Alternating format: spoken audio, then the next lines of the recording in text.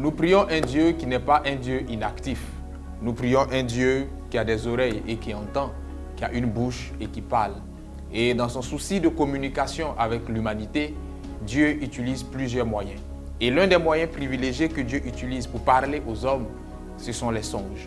Aujourd'hui, je vais te conduire dans un monde, aujourd'hui, je vais te conduire dans un univers, l'univers des songes. Assieds-toi bien, c'est tout à l'heure pour Côte de Vie avec le docteur Yazé, le temps des paroliers. Shalom chez toi. Éternel notre Père, nous voulons te dire merci pour ce moment que tu permets. Béni soit ton Saint-Nom pour temps des paroliers. Béni soit ton Saint-Nom pour l'édification que tu apportes à chacun de nous à travers cette page, à travers ce ministère. Seigneur, nous sommes encore là pour un autre numéro de Côte de Vie et nous voulons, Seigneur des armées, explorer l'univers des songes. Nous voulons comprendre, Éternel, à la lumière de ta parole, les songes. Je prie que tu étendes ta main et que tu viennes nous conduire selon ton esprit de connaissance et de sagesse dans la vérité, afin que la gloire te soit rendue. Béni sois-tu parce que tu le fais. Nous le croyons, nous le confessons et nous l'acceptons. Au nom de Jésus que j'ai prié. Amen. Soyez la bienvenue encore une fois. Comme je le disais tout à l'heure dans mon introduction, nous sommes là afin de traiter un thème, l'univers des songes. Nous allons aller dans la parole de Dieu. Nous ne pouvons rien faire sans la parole de Dieu parce que c'est elle notre référent de base. Et nous allons dans la parole de Dieu en Job, Job le chapitre 33, le verset 14 à 15. Je lis la parole de Dieu. La Bible déclare ce qui suit. Dieu parle, cependant, tantôt d'une manière, tantôt d'une autre, et l'on n'y prend point garde. Il parle par des songes, par des visions nocturnes, quand les hommes sont livrés à un profond sommeil, quand ils sont endormis sur leur couche. Amen. Voici donc ce que la Bible déclare en Job 33. La Bible nous indique que Dieu parle tantôt d'une manière, tantôt d'une autre, et l'on n'y prend point garde. Ce passage déjà nous fait comprendre que nous prions un Dieu, comme je le disais tantôt, qui a une bouche et qui parle. Nous prions un Dieu qui est dans une logique et dans une dynamique de communication avec l'homme. Et dans cette dynamique de communication avec l'homme, Dieu utilise plusieurs moyens. Et l'un des moyens privilégiés que Dieu utilise, ce sont les songes. La Bible déclare plus loin, toujours dans le livre de Job, que Dieu utilise également les visions nocturnes afin de parler aux hommes. Je veux déjà d'entrée de jeu établir un distinguo entre les songes et les visions. Les songes sont une capacité spirituelle que Dieu accorde à une personne afin de lui véhiculer un message pendant que cette personne est dans le sommeil. Les visions sont une grâce innée que Dieu accorde à une personne dans le but de lui véhiculer un message étant éveillé. On a une vision quand on est éveillé et on a un songe quand on est endormi. La vision n'est pas un don. Quand vous prendrez en Corinthiens la liste des 9 dons spirituels, vous ne verrez jamais là-bas le don des visions. La vision est une grâce. Un don spirituel a besoin de l'action du Saint-Esprit. En d'autres termes, un don spirituel a besoin que tu sois converti avant de se manifester dans ta vie. Alors qu'à l'opposé, une grâce n'a pas besoin que tu sois converti. La grâce, elle est déjà capacité innée, comme on le dit, et donc elle peut se manifester même quand tu n'es pas converti. Voilà comment des gens qui ne sont même pas convertis, qui ne vont pas à l'église, ont des visions qui véhiculent des messages clairs, des messages corrects, parce que la vision est une grâce. C'est dans un langage abusif qu'on a tendance à dire, quelqu'un ici, il a le don des visions. C'est un langage abusif qui étale notre carence intellectuelle ou notre carence spirituelle. En vérité, la vision n'est pas un don. En vérité, la vision est une grâce. Ça, c'est le premier point. Les songes, quant à eux, sont des messages audio, dans leur première définition, que Dieu envoie à une personne afin de lui communiquer une pensée. Dans cet ordre d'idée, vous êtes couché, vous êtes endormi et vous entendez une voix. Vous ne voyez pas d'image, mais vous entendez une voix qui vous donne des directives. Ça, c'est la définition du songe dans sa dimension audio. La deuxième définition du songe, le songe est la manifestation d'un message divin de manière visuelle. Dans cet ordre d'idée, vous êtes couché, vous n'entendez pas de voix, mais vous voyez des images dans votre sommeil. Et ces images sans voix véhiculent un message divin. Le troisième et dernier concept définitionnel du songe, c'est la manifestation d'un message divin de manière audiovisuelle. À partir de ce moment, vous voyez des images et ces images-là sont accompagnées par un son. Donc, voici les 3 concepts définitionnels du songe. On peut avoir un songe audio, on peut avoir un songe visuel ou on peut avoir un songe audiovisuel. Les songes représentent l'un des moyens privilégiés de communication entre Dieu et les hommes. On n'a pas besoin d'être converti pour avoir des songes de Dieu. C'est la raison pour laquelle il faut faire attention aux songes que ceux qui ne sont pas convertis par moment ont. Souvent, on a tendance à fustiger ces songes, on a tendance à cataloguer ces songes comme songes sataniques parce qu'on estime que ce gars-là n'est pas converti et il vient m'expliquer un songe. Lorsque nous lisons la Bible déclare que Pharaon eut un songe. Le songe de Pharaon portait un message divin, véhiculait un message divin. Et pourtant, Pharaon n'était pas converti. Pharaon n'était pas un adorateur du Dieu d'Israël. Mais Pharaon a eu un songe qui véhiculait un message divin. Et même en Côte d'Ivoire, dans les années 2010, avant la crise, il y a des gens qui n'étaient pas convertis, qui ont eu des songes concernant la crise, le déroulé de la crise, le dénouement de la crise. Et ces choses-là se sont passées telles que ces personnes-là ont eu ces songes-là. Et pourtant, ces personnes n'étaient pas converties. Donc, l'univers des songes est un univers qui est ouvert à tout le monde. Le converti peut avoir des songes de Dieu, comme le païen peut avoir des songes de Dieu. Maintenant, il faut comprendre que le lieu que vous côtoyez peut influencer votre songe. Et l'attitude aussi que vous avez peut influencer votre songe. Quand nous lirons en Genèse chapitre 28, la Bible nous explique mieux ces choses-là. Genèse chapitre 28, versets 12 à 17, pour que vous puissiez comprendre un certain nombre de choses. La Bible déclare ce qui suit. Il arriva dans un lieu où il passa la nuit, car le soleil était couché. Il y prit une pierre dont il fit son chevet, et il se coucha dans ce lieu-là. Il eut un songe, et voici, une échelle était appuyée sur la terre, et son sommet touchait au ciel. Et voici, les anges de Dieu montaient et descendaient par cette échelle. Et voici, l'Éternel se tenait au-dessus d'elle, et il dit, « Je suis l'Éternel, le Dieu d'Abraham ton père, le Dieu d'Isaac. La terre sur laquelle tu es couché, je la donnerai à toi et à ta postérité. Ta postérité sera comme la poussière de la terre. Tu t'étendras à l'Occident et à l'Orient, au septentrion et au midi, et toutes les familles de la terre seront bénies en toi et en ta postérité. Voici, je suis avec toi. Je te garderai partout où tu iras. Je te ramènerai dans ce pays, car je ne t'abandonnerai point, que je n'ai exécuté ce que je te dis. » Jacob s'éveilla de son sommeil, et il dit, « Certainement, l'Éternel est en ce lieu, et moi je ne le savais pas. » Il eut peur, et il dit, que ce lieu est redoutable. C'est ici la maison de Dieu, c'est ici la porte des cieux. Amen. Alors, ce passage-là révèle plusieurs vérités en ce qui concerne l'univers des songes, en ce qui concerne les songes. Comprenez que lorsque vous êtes endormi dans ce monde des hommes, vous êtes éveillé dans le monde des esprits. Et étant éveillé dans le monde des esprits, vous êtes susceptible d'avoir des songes, de percevoir ou de recevoir des messages qui découlent de ce monde-là.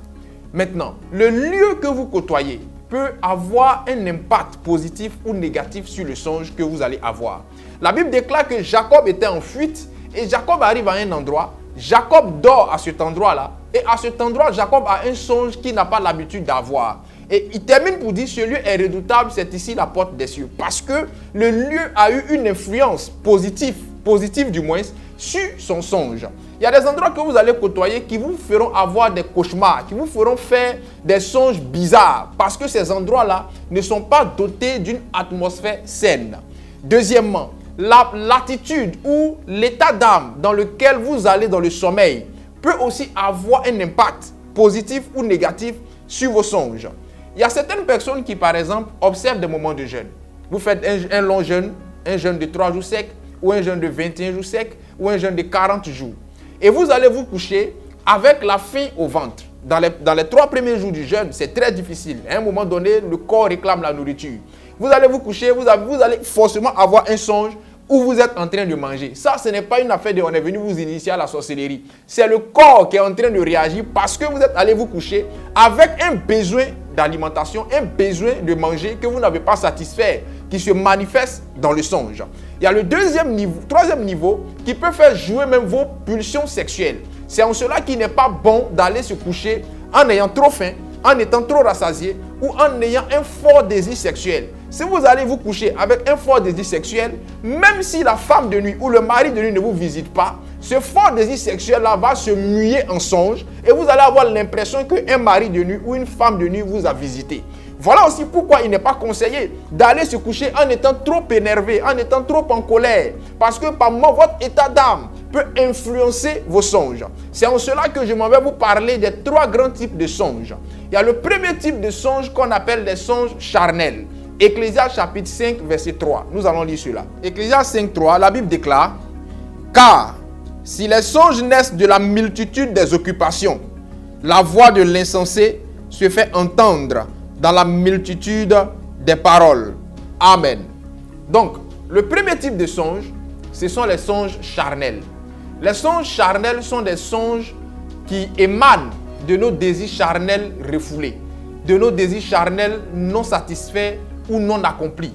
C'est dans ce ordre d'idée que certaines personnes ont certains songes qui sont généralement basés sur les préjugés, parce que les songes charnels sont aussi basés sur nos préjugés ou nos idées préconçues. Voilà comment des gens qui ne t'aiment pas beaucoup vont se coucher et vont avoir un songe bizarre sur toi, disant que je t'ai vu en songe, tu t'es transformé en panthère, tu es venu m'attaquer. Mais du moment où tu es allé te coucher avec une idée préconçue négative en ce qui concerne cette personne, c'est bien clair et bien évident que tu auras un songe bizarre concernant cette personne-là. C'est en cela que je veux interpeller souvent les belles-mères, je veux interpeller souvent certaines mères de famille. Vous savez, quand le mari a peut-être eu la malchance d'avoir des enfants avant de se mettre avec vous, n'utilisez pas les songes pour discréditer ces enfants-là. Parce que souvent, on manipule les pasteurs. Et les pasteurs, on fait dire à ces pasteurs-là des choses que Dieu n'a pas eu à dire. Qu'est-ce qu'il en est? La femme, elle n'aime pas vraiment l'enfant que le monsieur a eu avant de se mettre avec elle. Ou que le monsieur a eu après s'être mis avec elle. Et qu'est-ce qu'elle va faire? Puisqu'elle a déjà une idée préconçue en ce qui concerne l'enfant, puisqu'elle n'aime pas la tête de l'enfant, comme on le dirait dans le jargon ivoirien, ça va se manifester dans ses songes. Et donc la femme allant se coucher va avoir un songe où l'enfant de son mari se transforme en serpent, où il se transforme en lion, où il se transforme en un animal quelconque, et il vient l'attaquer. Et le lendemain, on appelle le pasteur pour dire « Pasteur, j'ai eu un songe où l'enfant de mon mari m'a attaqué, je crois qu'il est initié à la sorcellerie. » Et le pasteur, sans même vérifier la véracité des choses, va confirmer le songe. La Bible déclare « N'apportez pas foi à tous les esprits, éprouvez les prophéties. » Même quand un songe est expliqué à un certain niveau, il faut examiner le songe. Voilà comment dans certaines familles, certains enfants ont été isolés, certains enfants ont été étiquetés ou catalogués comme sorciers ou comme sorcières.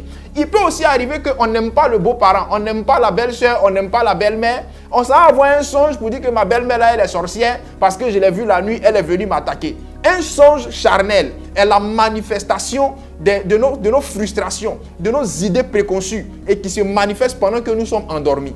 Et ça se manifeste aussi dans le domaine relationnel. Tu as déjà convoité la sœur, tu as déjà convoité le frère et tu dis je m'en vais prier pour voir si Dieu est dans notre relation. Mon frère, c'est clair que tu vas voir en songe, vous deux vous êtes devant l'autel en train de vous marier. Voilà comment certaines relations ou certains foyers se sont créés dans l'église sur la base des songes. Mais un foyer qui se crée dans l'église sur la base d'un songe charnel est un foyer de mensonges. Voilà comment les chrétiens aujourd'hui sont dans des relations de non. On est dans des couples de non où l'amour n'existe pas vraiment. Parce qu'on s'est marié sur la base d'un Dieu m'a dit mensonger. En vérité, Dieu n'avait rien dit. Mais c'est parce que tu as trop convoité le frère que allant te coucher, tu as vu que le frère était ton mari. Tu as trop convoité les rondeurs de la sœur. Allant te coucher, tu as vu que c'était ta femme. Maintenant, quand vous êtes mariés, chacun découvre le comportement de crabe et de souris de l'un et de l'autre. Et on estime que ce n'est pas Dieu qui nous avait parlé. Que Dieu vous en délivre. Le deuxième type de songe, ce sont les songes divins ou les songes de Dieu. Genèse 37, 5 à 8. La Bible déclare « Joseph eut un songe et il le raconta à ses frères qui le haït encore davantage. Il leur dit « Écoutez donc ce songe que j'ai eu. Nous étions alliés des gerbes au milieu des champs. Et voici, ma gerbe se leva et se tint debout. Et vos gerbes l'entourèrent et se prosternèrent devant elle. » Ses frères lui dirent, « Est-ce que tu régneras sur nous? Est-ce que tu nous gouverneras? » Et il le haït encore davantage à cause de ses songes et à cause de ses paroles. Amen. Le songe divin véhicule un message de Dieu, véhicule une pensée de Dieu. Et ce genre de songe-là vient pour t'instruire sur un événement passé, une situation présente ou un événement futur. Tu peux avoir un songe divin et avoir l'impression que ce que j'ai vu là va se passer dès que je me réveille.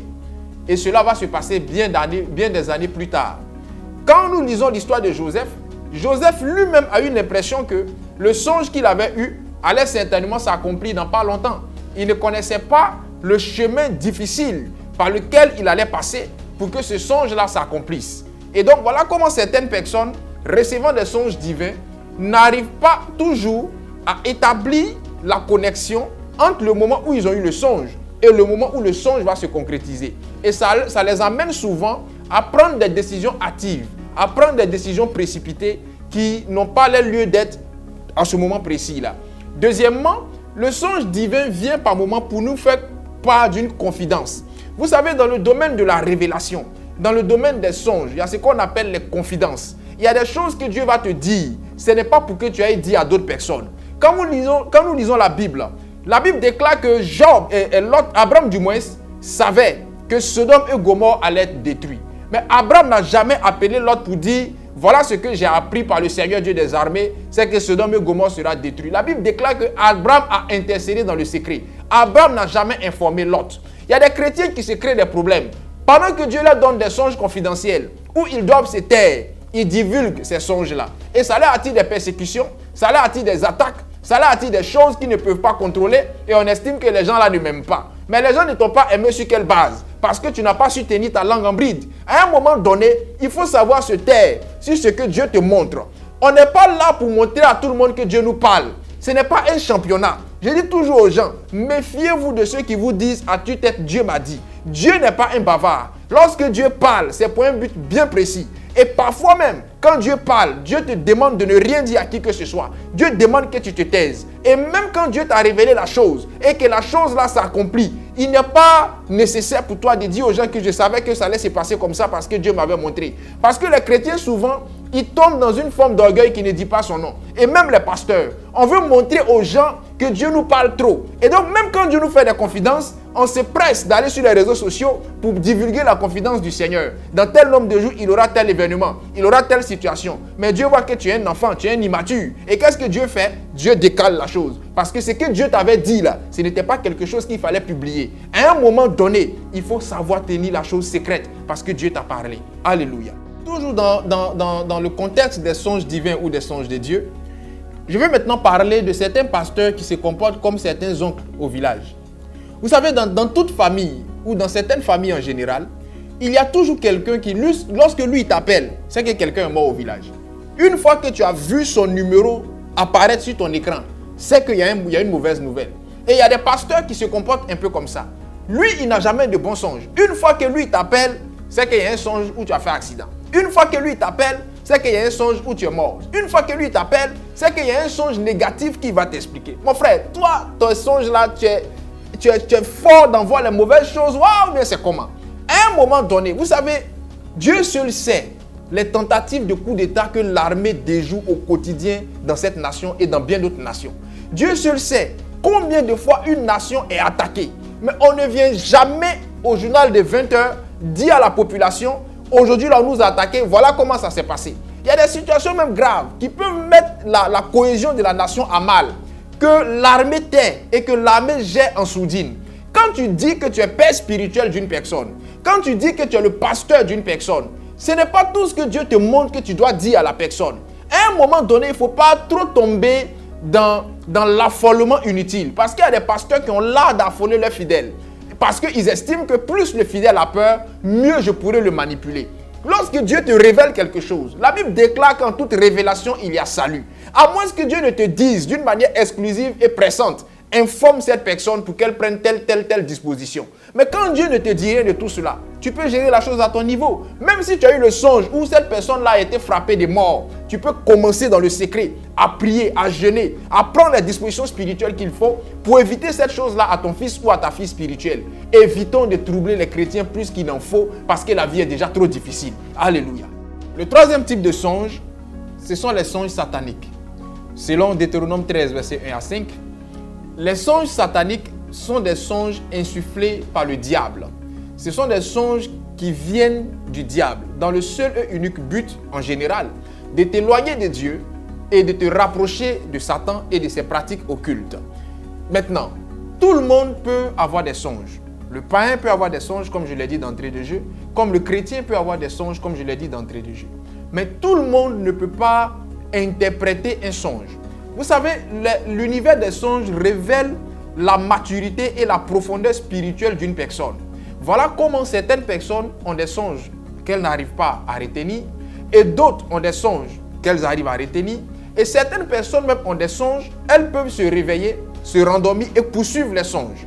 Et il y en a d'autres qui ont des songes, elles se réveillent, elles se rendorment et elles peuvent changer même le cours des choses dans le songe. Je parle spirituellement. Et il y en a d'autres qui sont capables de rêver le rêve de quelqu'un, de songer le songe de quelqu'un. Daniel l'a déjà fait. Daniel a songé le songe de Nebuchadnezzar. Donc le songe en lui-même révèle la maturité et la profondeur spirituelle d'une personne.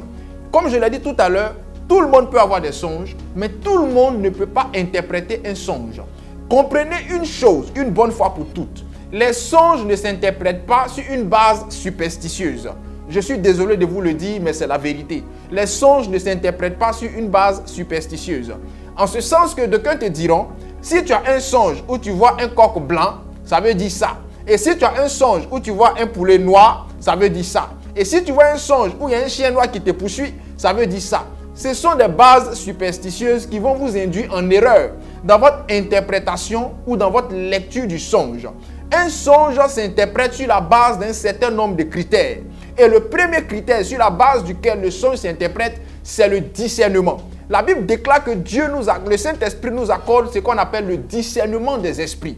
Donc, lorsque quelqu'un a un songe, il est déjà bon de faire usage du discernement si Dieu t'en a donné la capacité. C'est le discernement qui te permet de savoir, est-ce que c'est un songe charnel? Est-ce que c'est un songe de Dieu ou est-ce que c'est un songe du diable? À partir de là, tu peux maintenant aller sur les autres étapes. Alléluia. La deuxième étape ou la deuxième chose à savoir dans l'interprétation correcte d'un songe, c'est l'atmosphère du songeur. L'atmosphère du songeur, c'est l'environnement, c'est l'état d'âme, l'état d'esprit dans lequel celui qui a eu le songe se trouvait pendant qu'il avait le songe. C'est pour cela qu'il est important de retenir les moindres détails de vos songes. Vous savez, vous pouvez avoir un songe où vous êtes avec vos amis intimes, mais vous vous sentez dans une atmosphère menaçante, dans une atmosphère d'hostilité. Et cela peut jouer dans l'interprétation de ce songe-là. Ce n'est pas parce que je suis avec mes amis intimes que ça veut forcément dire quelque chose de bon. Mais l'atmosphère peut déjà me faire savoir que ce qui va découler comme interprétation ne sera pas toujours bien ou ne sera pas toujours favorable. Donc il faut prendre en compte, deuxièmement, l'atmosphère du songeur. Lorsque quelqu'un vous explique un songe, posez-lui la question de savoir, est-ce que tu t'es senti menacé dans ce songe-là? Est-ce que tu t'es senti attaqué? Est-ce que quand tu t'es réveillé de ce songe, tu t'es senti rassuré ou inquiet? Tout ça, ça compte dans l'interprétation du songe. La troisième étape à franchir, c'est maintenant la connaissance des symboliques qui interviennent dans le songe. Vous savez, dans la plupart des songes, interviendront des symboliques. Il y a deux grands types de symboliques. Il y a des symboliques à sens unique et il y a des symboliques à double sens. La symbolique à sens unique a une signification standard, a une signification unique. Et la symbolique à double sens a une signification satanique, mais elle a aussi une signification de Dieu. Lorsque vous lirez la Bible, et nous allons lire tout à l'heure dans la parole de Dieu, Genèse 3, le verset 1, la Bible déclare: le serpent était le plus rusé de tous les animaux des champs que l'Éternel avait fait. Il dit à la femme: Dieu a-t-il réellement dit, vous ne mangerez pas de tous les arbres du jardin? Amen. Le deuxième passage qu'on va lire, c'est Nombre 21, verset 8. Nombre 21, verset 8. La Bible déclare ce qui suit. L'Éternel dit à Moïse: fais-toi un serpent brûlant et place-le sur une perche. Quiconque aura été mordu et le regardera conservera la vie. Amen. Donc voici un aperçu d'une symbolique à double sens. Le serpent. Le serpent a une symbolique satanique qu'on vient de voir selon Genèse 3 verset 1. Mais le serpent a aussi une symbolique de Dieu qu'on vient de voir selon Nombre 21 verset 8. Et donc, si quelqu'un a un songe où il voit un serpent, où il voit des serpents, Je ne dois pas me presser de lui dire, c'est que tu étais avec le diable, ou bien le diable va t'attaquer, ou bien c'est un mauvais songe. Non, non, non, non. La première chose que je dois chercher à savoir, dans mon interprétation, après avoir établi le discernement, pour savoir si c'est un songe charnel, un songe de Dieu ou un songe du diable, je dois lui poser la question de savoir, dans quelle atmosphère te trouvais-tu? Est-ce que tu t'es senti rassuré en présence de ces serpents-là? Ou est-ce que tu t'es senti attaqué? Est-ce que tu t'es senti menacé? En fonction de sa réponse maintenant, je vais maintenant sur la troisième étape qui est la maîtrise des symboliques. Là alors, je peux maintenant dire si ces serpents-là sont venus dans une optique favorable ou dans une optique défavorable. Je peux avoir un songe où je vois des serpents et ces serpents-là seront les serpents de Dieu.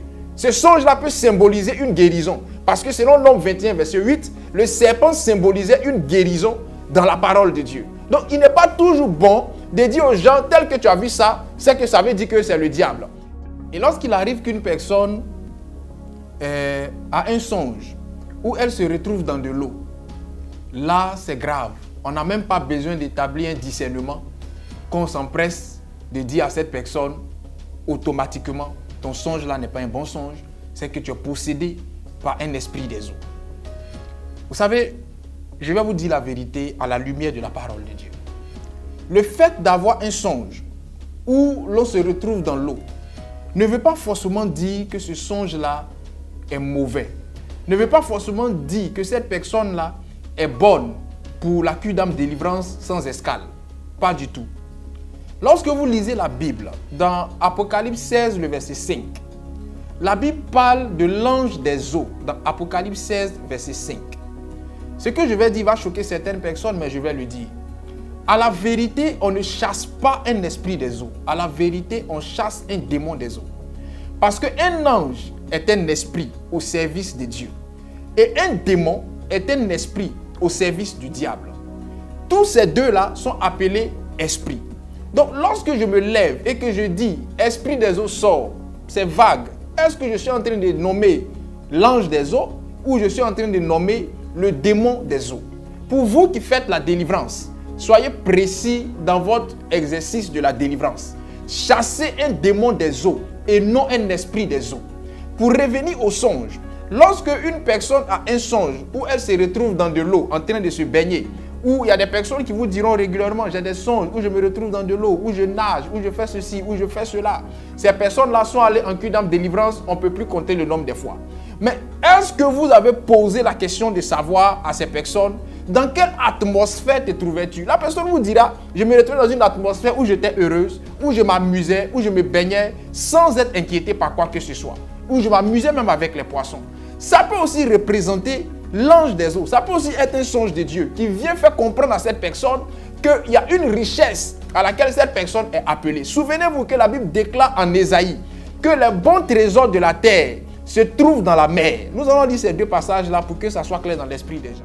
La Bible déclare, tu tressailleras alors et tu te réjouiras et ton cœur bondira et se dilatera quand les richesses de la mer se tourneront vers toi, quand les trésors des nations viendront à toi. Amen.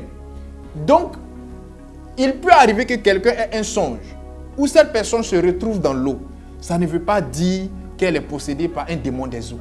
Ça peut symboliser la venue d'une richesse, l'annonce d'une richesse dans la vie de cette personne-là.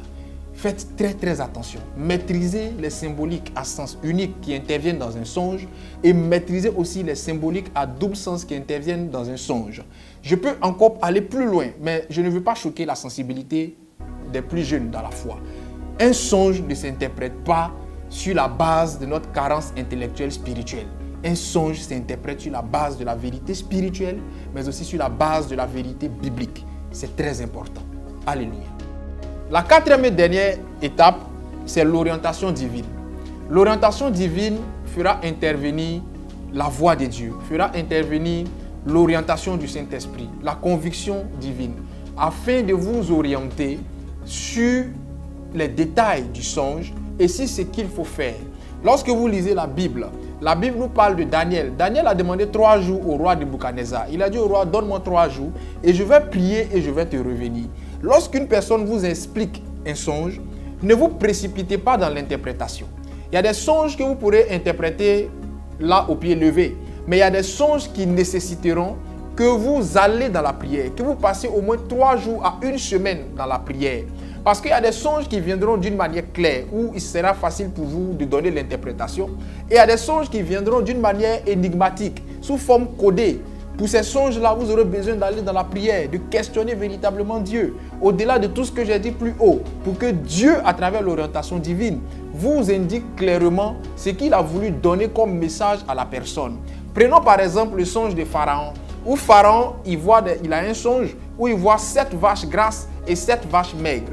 Si vous n'avez pas l'esprit éclairé, vous ne pouvez même pas savoir que ces 7 vaches grasses et 7 vaches maigres-là annoncent 7 années d'abondance et 7 années de famine. Donc, il y a des songes comme ça qui viendront de manière codée, dont vous aurez besoin de prière, que vous allez devoir traiter dans la prière, afin que Dieu vous oriente pour pouvoir mieux expliquer ces songes-là ou interpréter ces songes-là aux personnes concernées. Alléluia. Qu'est-ce que nous devons faire pour favoriser ou défavoriser l'accomplissement d'un songe? Selon la parole de Dieu, il y a une seule chose qui est recommandée, c'est notre attitude. Notre attitude peut favoriser ou défavoriser l'accomplissement d'un songe. Jérémie chapitre 18, versets 7 à 10 déclare ce qui suit. La Bible déclare: soudain, je parle sur une nation, sur un royaume, d'arracher, d'abattre et de détruire. Mais si cette nation sur laquelle j'ai parlé revient de sa méchanceté, je me répands du mal que j'avais pensé lui faire. Et soudain, je parle sur une nation, sur un royaume, de bâtir et de planter. Mais si cette nation fait ce qui est mal à mes yeux et n'écoute pas ma voix, je me répands du bien que j'avais l'intention de lui faire. Amen. Donc, vous comprenez là que la chose essentielle à avoir, c'est l'attitude. Vous savez, certaines personnes ont eu des songes qui annonçaient des événements glorieux, qui annonçaient une bénédiction imminente. Et ces personnes-là, malheureusement, ont eu une attitude qui a défavorisé l'accomplissement du songe qu'elles avaient eu. Et il y en a d'autres qui ont eu des songes où on annonçait une mauvaise nouvelle, où ces songes-là montraient quelque chose de catastrophique. Et ces personnes-là, heureusement, ont eu l'attitude qu'il fallait et cette mauvaise nouvelle n'a pas pu se produire. Les chrétiens, souvent, ils pensent qu'une fois que j'ai eu le songe, c'est que c'est accompli. Non, non, non. Le fait que vous ayez un songe positif ne veut pas dire que le songe va forcément s'accomplir. Le fait que vous ayez un songe positif indique 3 choses. La première chose que ce songe-là indique en termes d'action, c'est l'adoration et la prière. Lorsque j'ai un songe, qu'il soit positif ou négatif, la première attitude que je dois avoir, la première action que je dois poser, c'est l'adoration et la prière. Je dois rentrer automatiquement dans un élan de prière, sur le coup et sur le long terme, afin que Dieu favorise l'accomplissement de ce songe quand il est positif, ou que Dieu défavorise l'accomplissement de ce songe quand il est négatif. La deuxième attitude que je dois avoir, c'est l'attitude maintenant sacrificielle. Je dois faire un sacrifice ou une offrande à l'Éternel. Quand vous lisez la Bible dans le livre des Rois, cela est dit. Lorsque j'ai un songe, que ce songe-là annonce une bonne nouvelle ou une mauvaise nouvelle, je dois avoir le réflexe de faire une offrande à Dieu. Quand c'est un songe positif, je fais l'offrande à Dieu pour dire à Dieu que cette offrande-là favorise l'accomplissement de ce que tu m'as montré. Quand c'est un songe négatif, je fais l'offrande-là pour dire à Dieu que cette offrande-là défavorise l'accomplissement de ce que tu m'as montré. Mais les chrétiens, une fois qu'ils ont ce genre de songes, on dit non, en toute révélation, il y a salut, ça ne va pas arriver. Mon frère, le fait que tu aies récité le verset ne va pas forcément empêcher l'accomplissement de la chose. Donc, à un moment donné, il faut être réaliste, il faut être attaché à la parole de Dieu. Pas mal de personnages bibliques ont eu des songes positifs qu'ils ont soutenus par des sacrifices, qu'ils ont soutenus par des offrandes. Et ces songes-là se sont accomplis. Ils ont su avoir l'attitude sacrificielle qu'il fallait, l'attitude de l'offrande qu'il fallait. Et d'autres ont eu des songes négatifs. Ils ont su avoir l'attitude sacrificielle et l'attitude de l'offrande qu'il fallait et ça a annulé la chose. Quand vous lisez la Bible en Jonas, Jonas donne une prophétie de Dieu et il dit aux gens, ainsi par l'Éternel, Ninive sera détruite. La Bible déclare que le roi de Ninive a convoqué l'assemblée. Il a décrété un jeûne. Et quand Dieu a vu L'action que le roi avait fait poser au peuple, Dieu dit à Jonas, je me répands du mal que j'avais voulu envoyer sur Ninive. Il y a des songes qui viennent de manière irréversible. On ne peut rien faire pour les empêcher. Quoi qu'on fasse, ces songes-là se produiront, positivement ou négativement. Et il y a des songes qui viendront où on peut encore changer les données, mais tout dépendra de l'attitude que toi qui as eu le songe, tu auras face à ce songe-là. Alléluia. La troisième et dernière action à poser, c'est agir de manière organisée et éclairée. Je l'ai dit tantôt à un niveau de mon message, ce n'est pas parce que Dieu vous révèle quelque chose aujourd'hui que cette chose-là va forcément se manifester le lendemain.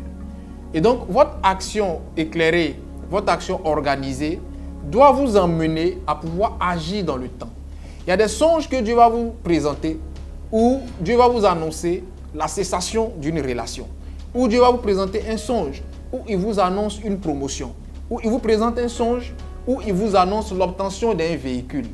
Ce n'est pas dit que dès que je me réveille, je dois automatiquement aller mettre un thème à la relation parce que Dieu m'a montré que la relation va prendre un coup.